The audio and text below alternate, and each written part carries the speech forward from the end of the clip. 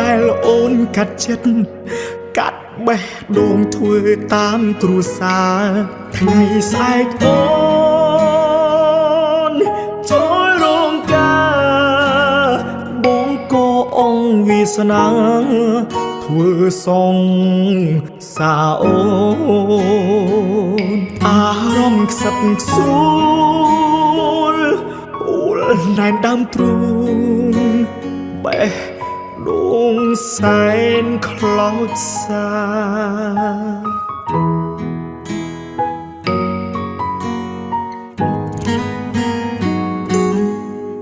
យំក៏គ្មានអ្នកលឺឈឺពេលនេះក៏គ្មានអ្នកមើលថែពេលនេះអូនជាប្រពន្ធគេ